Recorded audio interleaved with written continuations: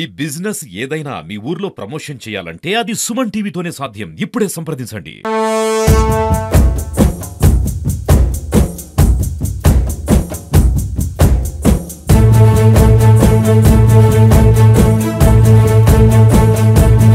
నా పేరు దేవి గంజిమాల. ఆంధ్రప్రదేశ్ రాష్ట్ర ఆహార కమిషన్ సభ్యురాలిగా నిన్నటి నుంచి నంద్యాల జిల్లాలో పర్యటన చేయడం జరుగుతూ ఉంది. మరి ఏదైతే కేంద్ర రాష్ట్ర ప్రభుత్వాలు వెల్ఫేర్ స్కీమ్ ద్వారా పిల్లలకి అందిస్తున్నాయో, పీడిఎస్ రైస్ ద్వారా ఇంటికి రేషన్ బియ్యం ఎలా అయితే వెళ్తుందో ఇవన్నీ సక్రమంగా అందుతున్నాయా లేదా, ప్రభుత్వం యొక్క గోల్ని రీచ్ అవ్వగలుగుతున్నామా లేదా, మేమిచ్చే ప్రొవిజన్స్ మరి ఆ క్వాంటిటీని క్వాలిటీని మెయింటైన్ చేస్తున్నారా లేదా, లేకపోతే ఇచ్చిన మెనూని కరెక్ట్గా వాడుతున్నారా, చేసి పెడుతున్నారా లేదా, ఇవన్నీ చెక్ చేయడానికి మేము రావడం జరిగింది. మాతో మా సివిల్ సప్లై ఆఫీసర్స్, అలాగే మా ఐసిడిఎస్ ఆఫీసర్స్ వాళ్ళ స్టాఫ్, అట్లనే సాంఘిక సంక్షేమ హాస్టల్కి సంబంధించిన డీడీలు వాళ్ళ స్టాఫ్, అట్లనే రెసిడెన్షియల్ హాస్టల్కి సంబంధించిన డీడీలు వాళ్ళ స్టాఫ్, అట్లనే మాకు మెడికల్ అండ్ హెల్త్కి సంబంధించి వాళ్ళు కూడా మాతో ఫాలో అవడం జరిగింది. మా లీగల్ మెట్రాలజీ స్టాఫ్, అట్లనే మా ఫుడ్ సేఫ్టీ ఆఫీసర్స్ మాతో ఉండడం జరిగింది. నిన్నటి నుంచి కూడా నంద్యాల జిల్లాలో పర్యటన చేస్తూ ఉన్నాము. 1-2 దగ్గరలో సోకాసులు ఇవ్వడం జరిగింది.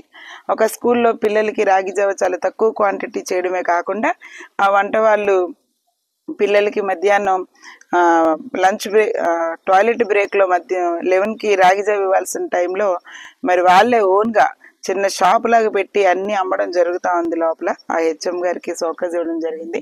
ఇంకొక దగ్గర రాగి పిండి ఎక్స్పైరీ డేట్ అయిపోయింది, దాంతో రాగిజావ చేసినందుకు యాక్షన్ తీసుకోమని చెప్పడం జరిగింది డివైఓ గారికి. అట్లా చూస్తే కొన్ని స్కూల్స్ చూసాము, అక్కడక్కడ కొంచెం ఇంకా గంజి వారుస్తున్నారు. మనం ఇచ్చేది ఫోర్ట్ రైస్, అది చాలా విలువైన బలవర్ధకమైన ఆహారాన్ని పిల్లలకి ఇవ్వడానికి మనం ఎంతగానో ప్రభుత్వం ఖర్చు పెడతా ఉంది. అది నేలపాలు అవ్వకుండా, గంజి వంచకుండా మరి వాళ్ళు వండుతున్నారా లేదని చూసుకోవాల్సిన బాధ్యత హెచ్ఎం గారి కోఆర్డినేషన్లో ఉండాలి. హెచ్ఎంలు అది కంపల్సరీగా చూసుకోవాలని చెప్పడం జరిగింది. ఇంకొన్ని దగ్గరలో క్వాంటిటీ చాలా తక్కువగా ఉండే విధానంలో మాకు నచ్చలేదు, అది చెప్పాము. ఇంకో దగ్గర క్వాలిటీలు ఏమంటే అయోడైడ్ సాల్ట్ వాడకుండా మామూలు సాల్ట్ వాడుతున్నారు, అక్కడ కూడా వాళ్ళకి చెప్పొచ్చాము. ఇట్లా కొన్ని మిస్టేక్స్ ఉన్నాయి, చిన్న చిన్న లోపాలు ఉన్నాయి, సరి చేసుకోమని చెప్పామండి.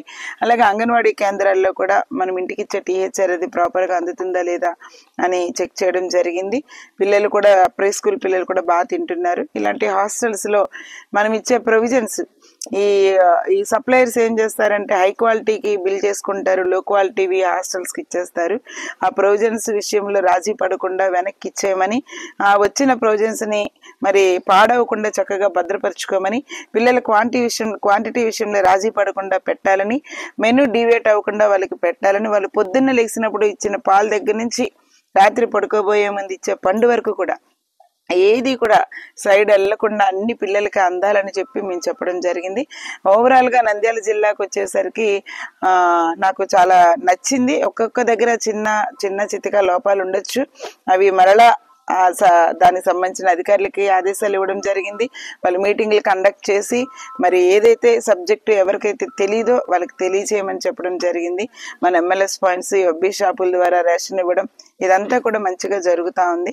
కాబట్టి ఈ నంద్యాల జిల్లాను బట్టి నేనైతే సంతోషంగానే ఉన్నాను. చాలా బాగా జరిగింది మా పర్యటన కూడా. అంటే ఇన్స్టెంట్గా చెక్ చేసాం, మేము రికార్డ్ చెక్ చేస్తామనేది కూడా కొన్ని హాస్టల్స్లో వాళ్ళు ఎక్స్పెక్ట్ చేయలేదు.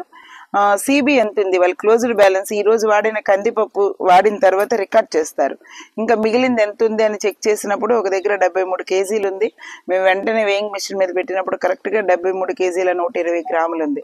అట్లా రికార్డు కరెక్ట్గా వాళ్ళు మెయింటైన్ చేయాలి. మేమే కాదు, ఎవరు వచ్చినా, ఎప్పుడు ఏ టైంలో ఎవరు వచ్చినా కూడా ఆ రికార్డ్ అనేది మస్ట్ అండ్ షుడ్. అదేమైనా ఇబ్బంది అయితే కనుక అక్కడ మిస్యూజ్ జరిగినట్టే మేము తీసుకుంటాము, వెంటనే వాళ్ళ మీద యాక్షన్ తీసుకుంటాం. కాబట్టి రికార్డ్ మెయింటెనెన్స్ కంపల్సరీ. కానీ నేను 4-5 చోట్ల ఈ 2 రోజుల నుంచి చెక్ చేశాను. సడన్ గా చెక్ చేసినప్పటికీ కూడా నాకు ఎక్కడ కూడా రికార్డు విషయంలో ఏదైతే సిబి వాళ్ళు ఫిజికల్ గా అక్కడ ఎంత ఉందో రికార్డులో కూడా అంతే ఉంది, రికార్డులో ఎంత ఉందో ఫిజికల్ గా కూడా అంతే ఉంది. చక్కగా మ్యాచ్ అయింది, దాన్ని బట్టి హ్యాపీగా ఉంది. అటెండెన్స్ మ్యాక్సిమం 9-9:30 కల్లా అటెండెన్స్ అయిపోతుంది. అప్పుడు ఎవరైతే ఆ రోజు స్కూల్లో అయితే ఇన్ఛార్జ్గా ఎవరిని ఇచ్చారో, హాస్టల్స్లో అయితే ఎవరిని ఇచ్చారో ఆ రోజు వంటకి వాళ్ళు వెళ్ళి ఇన్ని కేజీలు రైస్ వేయండి అమ్మా అని చెప్పి ఆ రైస్ ఇస్తారు. వాళ్ళు ఉంటారు కదా ఏజెన్సీ వాళ్ళకి ఎన్ని కేజీల పప్పు వేసారా లేదా అని దగ్గరుండి చెక్ చేసుకుంటారు. ఎలా వండుతున్నారు ఏంటి, గింజ ఉంచుతున్నారా లేదా అని చెక్ చేసుకుంటారు. కేవలం అటెండెన్స్ని బట్టే స్కూల్స్ అయినా హాస్టల్స్ అయినా వంట వండడం జరుగుతుందండి. ఓవరాల్గా ఉన్న స్ట్రెంత్ని బట్టి. ఎందుకంటే కొంతమంది పిల్లలు ఇంటికి వెళ్ళొచ్చు, సెలవులు అవ్వచ్చు, లేకపోతే హెల్త్ బాగోక రూమ్స్లోనే ఉండొచ్చు, సిక్ రూమ్లో ఉండొచ్చు. కాబట్టి అటెండెన్స్ని బట్టి చూసే వంట చేస్తారు. వృధాగా అయితే ఇది పోనవరు చెప్తాము. ఆ వెండర్ కనుక మాట వినకపోయినా ఆ సప్లయర్ కనుక మళ్ళీ అదే రిపీట్ చేస్తే మాత్రం మా దృష్టికి ఖచ్చితంగా పెడతారండి. పెట్టినప్పుడు వెంటనే మేము జేసీ గారినో కలెక్టర్ గారినో అప్రోచ్ అవ్వడం జరుగుతూ ఉంది.